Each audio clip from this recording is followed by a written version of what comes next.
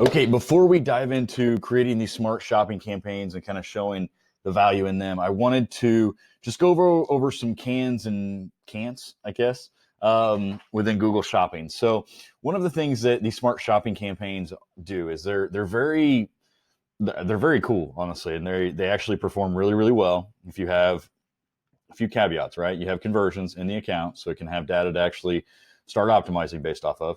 And then you have an effective budget, right? I mean, these are campaigns that you really need to run at a couple $100 a day because of just the overall reach of them. Unless you're targeting a very localized area, one state, a metro area, something along those lines.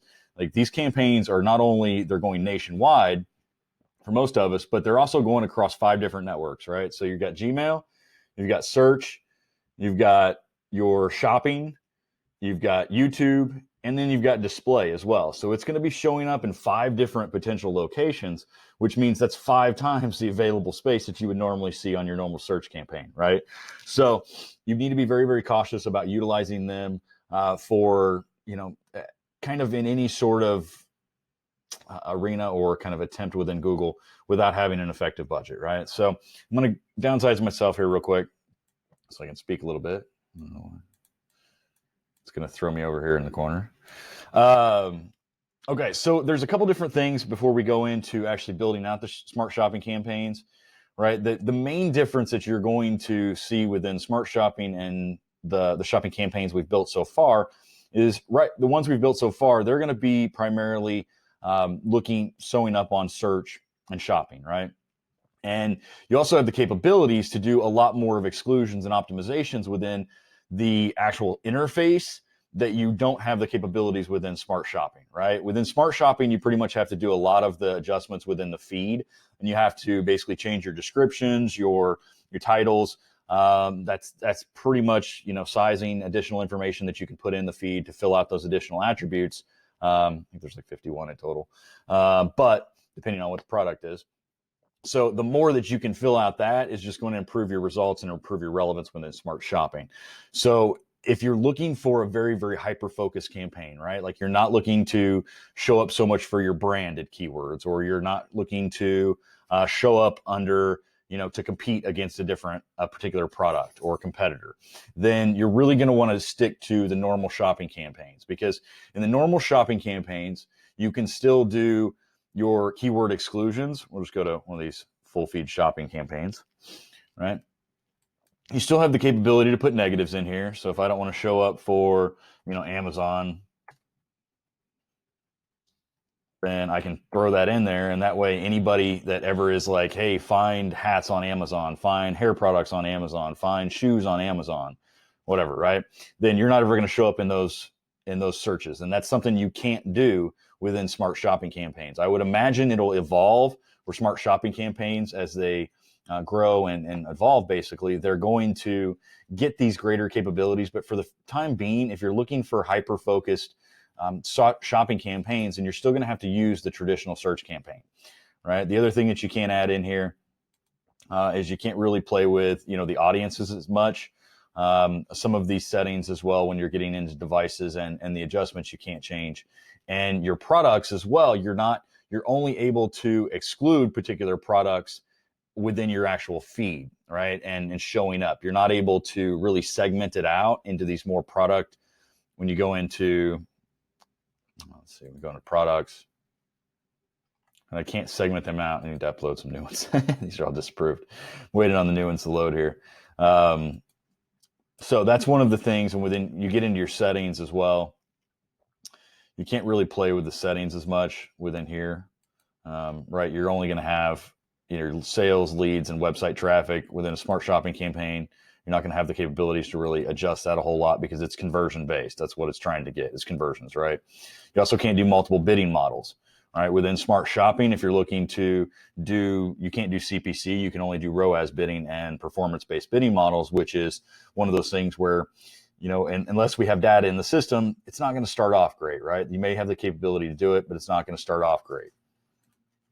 Search network as well. You don't have control to limit this, It's going to show up on Google Display, YouTube search, and shopping according to however the smart shot or the smart algorithm and smart learning, actually, I should say, interprets the best position within the customer's sales funnel or sales journey. And so a lot of these more specific exclusion parts, you don't have the capabilities. Where you do have the capability, the good part about it is you get a much wider exposure level because you're able to go on Gmail, YouTube, display, search, shopping, all of the different 5 networks where they have the potential to show up on shopping ads now. But you don't have the capability to do as many exclusions. So the keyword level exclusions, there is no excluding out brand names or terms or competitors. And some people may find that, very off-putting just from a control nature.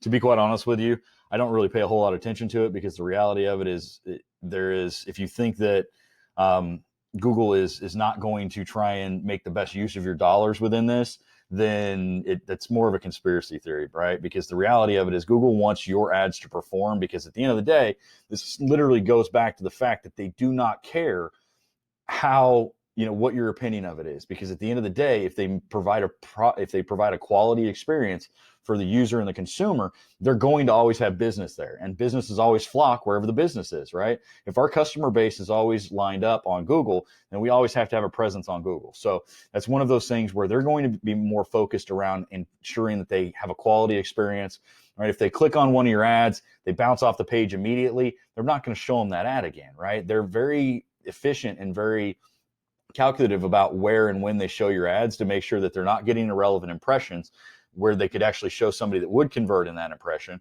or they're not showing stuff that's going to provide a low quality experience for their users, right?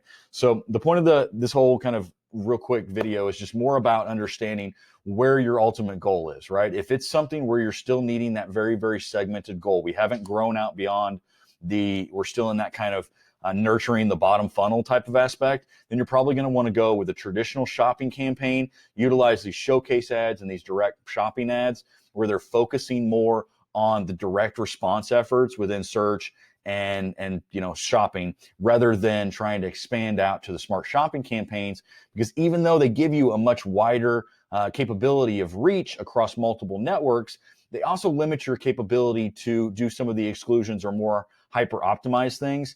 About one of the only real things that you can do is your placement exclusions within your actual URLs, right? You can exclude on apps and such within smart shopping, but outside of that, there's not really a whole lot of really optimization capabilities at this point, right? I'm hoping more of them come, because from my experience within the smart shopping campaigns and the e-commerce customers that I do have, they perform really, really well.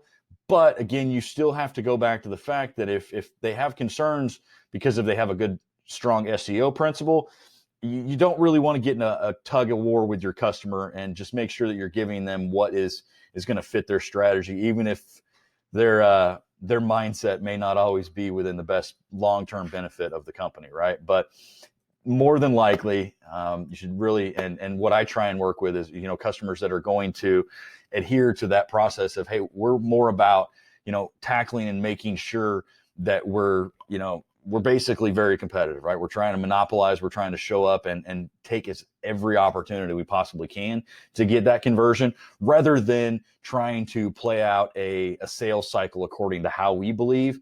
These are going to be more for the customers that, are going to let the metrics and the data within the system interpret the best path for their ads to be shown. And that's where smart shopping is really going to help most customers within e-commerce, because it's going to take in a lot of these data points and a lot of these interactions that our consumers and our prospects have made beforehand, and take those in account whenever they're bidding on these positions and when they're deciding where to show up within them. So that gives you an idea of what you can and can't do within these shopping campaigns. Now we're going to dive into actually building these smart shopping campaigns and making sure you can utilize the smart technology to make sure you're making sure your conversions are going through the roof and always putting more money back in your pocket. So we'll see